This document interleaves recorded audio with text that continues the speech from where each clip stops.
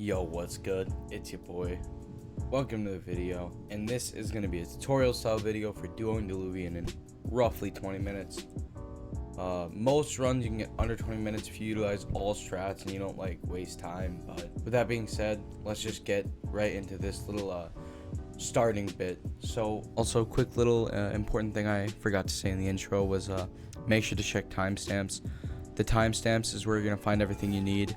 Whether you need to know what weapons to use, enchants to use, bell to use, you know, which floors you're struggling on, waves, all that kind of crap, it's going to be in the timestamp. So just check like the video on the description.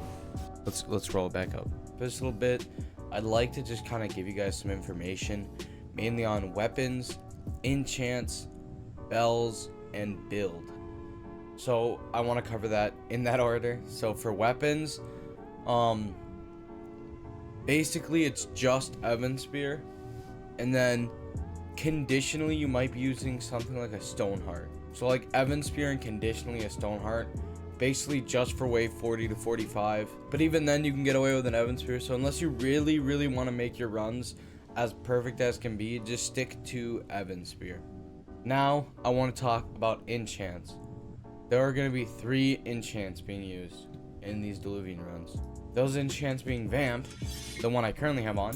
This is going to be your most used enchant. This is going to be the one you pretty much use for majority of the time. The second one being Stone, which you're only going to use for 5 waves-ish. Yeah, no, pretty much only 5 waves is when you use Stone. And then Prov Thorns, which again, you're only going to use for 5 waves. The Stone is going to be 40 to 45. And the Prov Thorns is going to be 30 to 35. Other than that though, you're going to be wanting to rock yourselves a little Evan Spear with Vamp, because it's just better, bruh. It's just better. It actually makes you invincible using Vamp. That is it weapon wise though, and enchant wise, my bad. So let's talk about bells. For bells, you're basically going to use 2 bells. Now, this isn't necessarily required. You could go double Corrupted Payback and it'd probably work out. But Sacred Field is such good in the best possible way. It's basically insurance, dude. If you have a Sacred Field on top of a Corrupted Payback, it's genuinely hard to die. It's almost impossible if you're like setting things up right and doing things right. So my personal suggestion is Corrupted Sacred Field plus Corrupted Payback. Having both, the Corrupted Payback should be on the Zuko build. Corrupted Sacred Field should be on either a Zuko build because it's just better, or a random other PvE Diluvian build.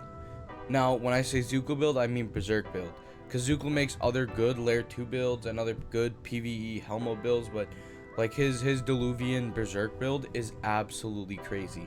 It's the best build out there for Diluvian right now. So make sure to use that build, bro.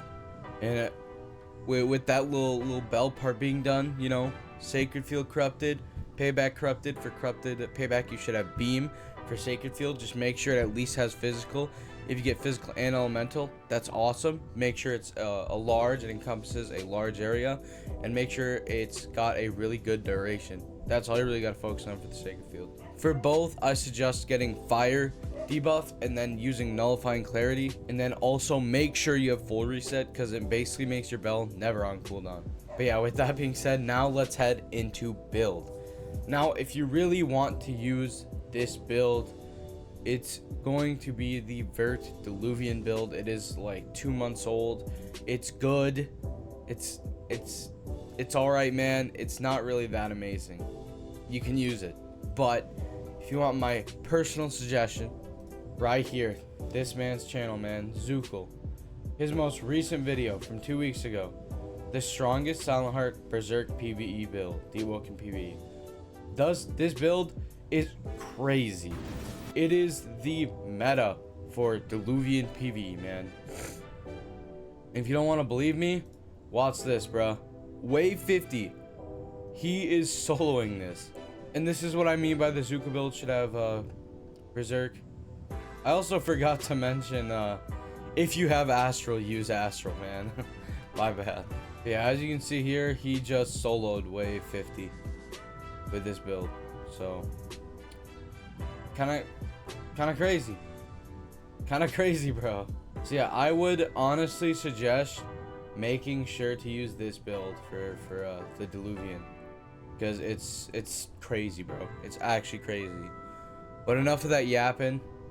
Let's pop right into the actual Diluvian run, where I give tips on like certain waves, like 30 to 35 and 40 to 45, and just like we give some opinions on like things you should be doing in Diluvian as we're going through it.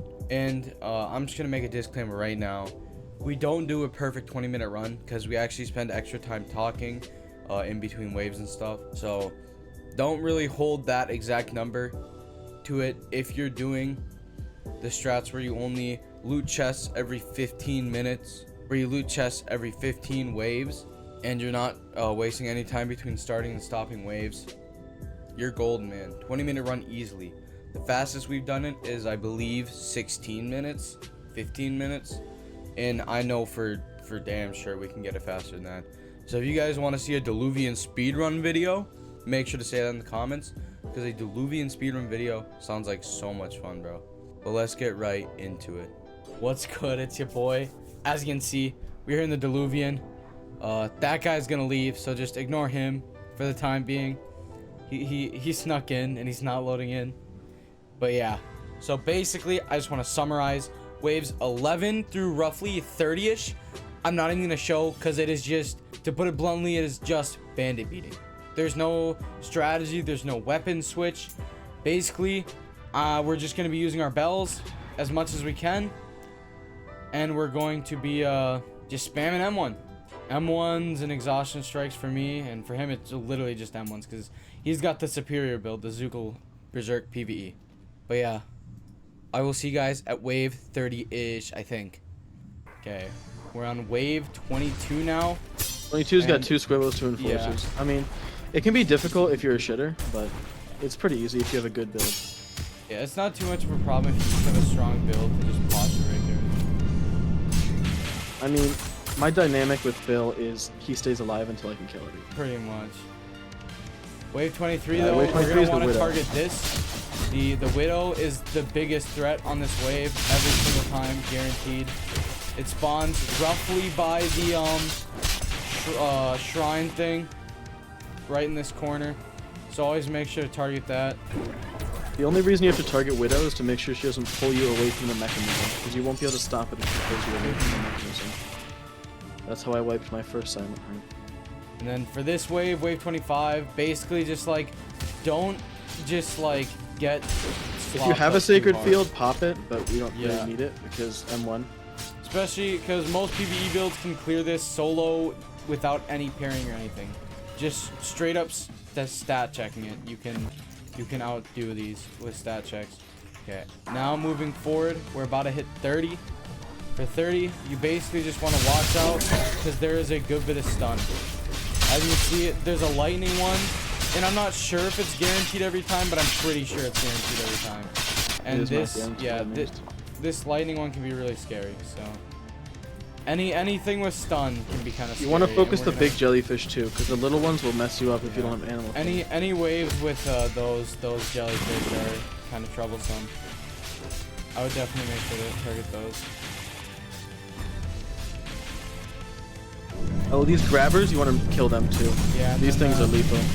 Yeah, the big boys are scary. That's kind of why the sacred field is here, though. It's pretty much only for the grabbers. The grabbers are the only thing that are really and some of the squibble waves too. If you don't hit and kill the squibbles right away, they can be kind of annoying, especially if they just spam parry. Also, you just gotta communicate with your teammates that you don't like die.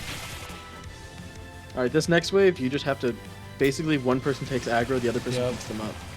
Unless you have a payback user, then they just eat all the damage, like I'm about to. If you have a payback user, you can just do what he's about to do and just eat all the damage. And if you end up having Blinding Dawn, which I don't suggest because the Zookle PvE is just the best PvE, you can Blinding Dawn, which I just completely missed. Yeah, just with a little bit of just keeping aggro on one person, you can just kind of come from behind and kill those all pretty easily. Wave 31, in my opinion, is the most lethal wave out of every wave in the mechanism. More lethal than wave 50, which is hard to say. Because the electric golems, if you don't have Providence Thorns to parry trade with them, or just more than one person, you're just screwed. Get the big jellyfish first. Yeah, basically just want to take Prov Thorns, kill this jellyfish. Because it's the reason you have Providence Thorns, you can parry and swing. Yeah, you can parry and swing and you can get the damage in super quick and they're just dead really fast. But if you don't have Providence Thorns, you're stun locked. This wave can get sketchy if you're soloing, but with a duo it's pretty free. Just make sure to split the aggro between the Blizzard Knight and the Corrupted Bonekeeper, because having both on you can be definitely like a little bit worrisome. But if you have high enough posture, you can keep them both postured with them. Yeah. Oh, Corrupted Hubris. I forgot he's on 33. Corrupted Hubris is dangerous, but if you have someone with payback, they can just dish the damage back. I highly suggest at least one payback. Yeah. The Sacred Field's optional, but it's useful. It's pretty much just like a guarantee insurance for duo runs on wave 50. But if you're solo, you never pick payback. Or I mean never pick Sacred Field. On solo, you should have payback. If I've gone to wave 50 solo, but I died on 50 because I didn't know the strat. If you're solo on wave 50, you're not winning with Sacred Field. You almost need, you do need payback. Put Vamp back on. Yeah, so 35, we switch back to Vamp. Oh, got a little first light on the ground.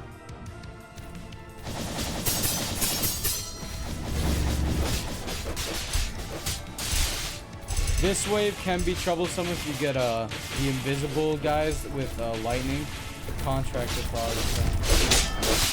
Not that next the frog build is the hardest part. Oh my god, what am I getting? God damn. Holy shit. I'm at oh yeah, one there's a block. lightning invisible. I'm good. There's a lightning invisible, that's what it is. You're You getting should hit take by that the clip fucking and invisible show that. lightning. Lightning invisible guys can actually be pretty scary, I'm not gonna lie. But if they're not lightning, then it's really easy. 37 is really easy. These snipers can be a nuisance, but they just like murder them. If you made it this far, you should have high enough damage to kill them anyway. Oh, this wave? Phil, stay back. You want either Vamp or just Payback, because the next wave has a Corrupt Widow, and if you don't have a way to heal off of this, or stay healthy, you're just dead the next wave. So if you're on wave 39, 39, and you're not above 4 bars, you should just stop the mechanism. Or get in a corner in Warriors if you can. But don't go into wave 40 without at least 4 bars. Because Widow's going to spawn on the opposite side of the shrine.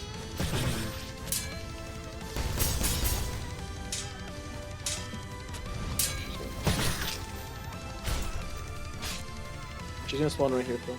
Yep. This wave is tricky because there's so much HP with all these things. So you just gotta get Widow out of the way. Yeah, once Widow's out of the picture, it's pretty much decided. The Lightning Enforcer can be troublesome if you're solo and they get grouped up on you. So just make sure to get that Widow before the Lightning Enforcer gets too annoying. And then, like I said in the past waves, try to just split up the Bonekeeper and the Blizzard Knight, because they can be trouble to deal with at the same time, but as long as they're separate, it's pretty free. Yeah, now that we're hitting wave 40, we're going to want to hit up the Stone Enchant. So grab Stone Atmosphere. What's in it? Just visual. And then you also want to not start or scream, you just want to use your H for extra posture. Yeah. 41 is really easy once the owls are taken care of. Yeah, you can see basically you posture break everything in one hit. And the NPCs for some reason never learned how to parry. And they only block. These ones didn't learn how to parry. The next wave, yeah, the next wave they can be really annoying. So like, remember to keep Ardor on, because you'll probably get it taken away a couple times because of the owls. But yeah, Stone for this wave is super, super easy. Now this wave can be a really troublesome wave. Probably run Stone Heart, Yeah, so I can just. as you can see, that attempt was pretty chill. For me, these are not really carrying a lot. They're actually really yeah, payback, stone. Also, enchant, Archmage decided to give these things actual talents. Yeah, not sure why. They were already more than annoying, bro. But boom, just like that, waves free because of stone enchant. If there's like something I really suggest, I know enchant switching sounds like a task, but these 5 waves make for really easy, quick time. Failed the grabber.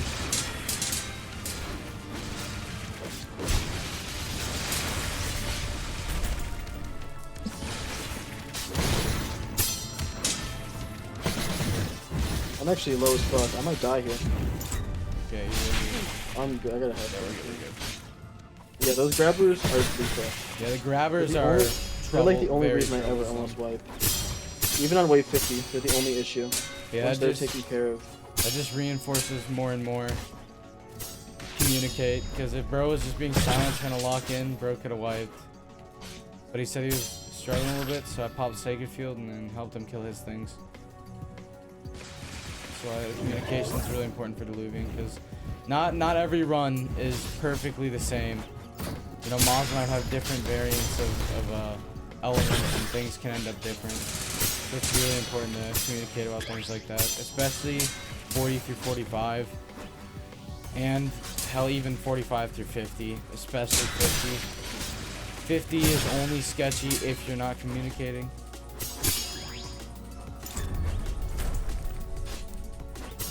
But definitely communicate a good bit.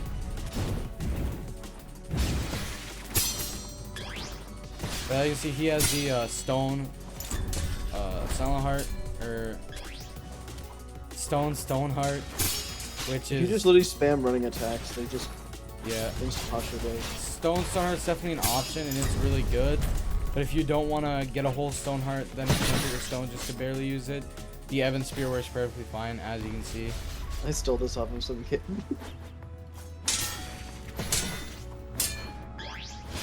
Or I still have yet to test the weapon from Fort, that new giant hammer. Oh, Sovereign's Punishment, yeah. Yeah, I need to go get one of those. Tick, tick, tick, bombs. Yeah, oh, this wave is so annoying. Yeah, this wave can be really annoying. W.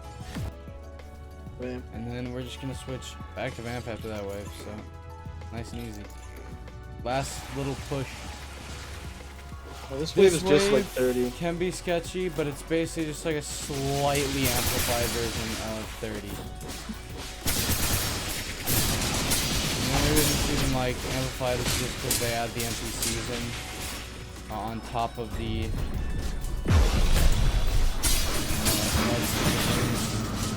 I forget what they're called. Yeah, just like that. This also, they can hit each other, which is really interesting. Yeah, them being able to hit each other is kind of nice, actually, because it does... They do a pretty decent amount of damage to each other, too, I'm pretty sure. Also, even though you don't have stone for these waves, you still have Ardor, and you turn on the H, you do bonus posture. You basically have mini stone. Or you have Team of Stone enchant.